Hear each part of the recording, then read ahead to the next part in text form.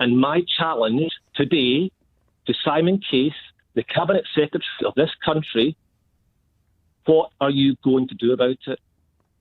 Simon Case, I'm talking to you directly. What are you going to do?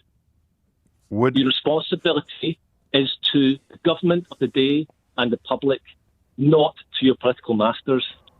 What can he do? Resign. Now. Do it. Will he know who you Walk are? away. Will he recognise your voice when someone plays this to him later? I doubt it. Okay. I mean, I know him. Sure. I have worked in a department when he was working there. Okay. So I know him. I have worked alongside him, not closely, but yes, I doubt he'll know who I am. But that doesn't make a difference. No, I just think you know me, Stuart. I'm a curious I'm speaking cat. on behalf of civil servants here. I hear you. It cannot go on. Can you explain to somebody who is lucky enough not to be immersed in this world, or who has only the vaguest interest in the unfolding sagas of modern politics, could you explain to them why? Because I guess the person you've referred to, the official spokesperson, is only just dusting off the apology for lying about the parties, right? That was, I mean, there must be a calculation. Well, we got away with that, still in post. We'll try it again. So why today have you reached this point? What is it about the most recent events that has prompted this complete collapse in your faith, if you like? Yes. So following the Sue Gray report, I felt compelled internally to write to my permanent secretary and directors, and I stopped short of going to the Cabinet Office in Simon Case. Today, what has prompted this phone call and for me to go over the edge is the Simon MacDonald, the former permanent secretary in Foreign Office, who I worked for when I was there, a civil servant of the utmost integrity and honesty, has come out publicly to the Parliamentary Standards Commissioner and said that the information that 10 Downing Street has been issuing to the press and the public is untrue. It is a lie.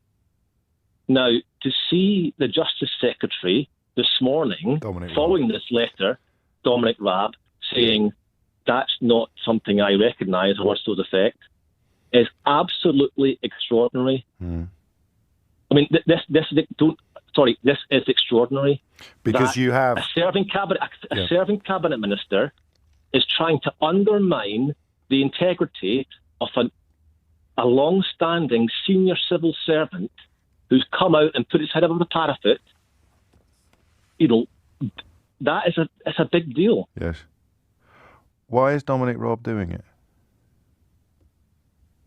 So, do you know what? I spend a lot of my time. I mean, I think I should be working right now. I should be working right now. I should be serving the country right now doing my job. You are.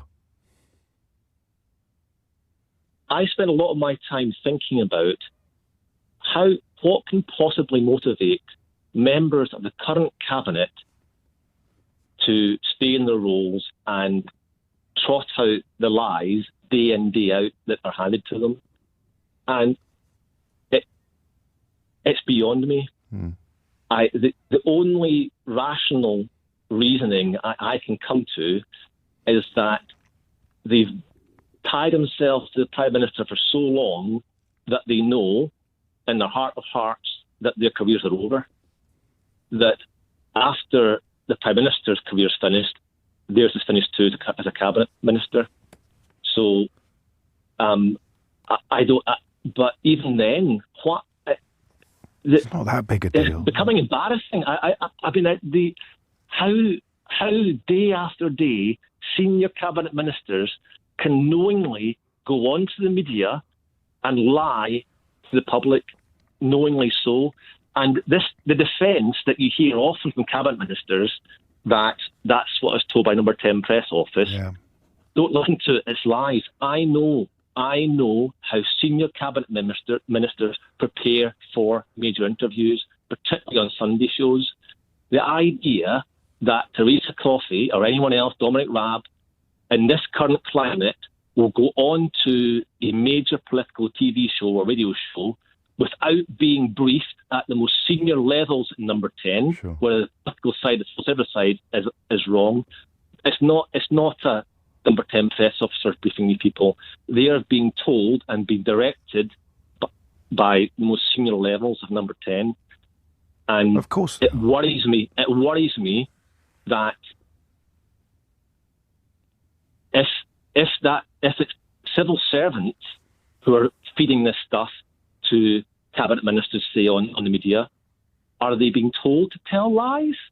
Or are they being told this is the truth, now go and say it?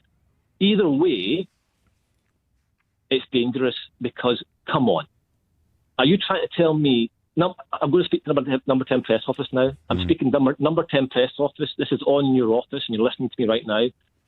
I have worked in press offices across government for 16 years.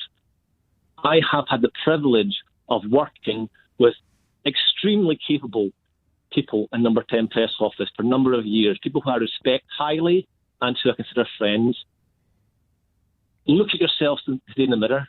Look at yourselves right now and tell yourself that what you're being asked to say on behalf of the government is true. Tell yourself that.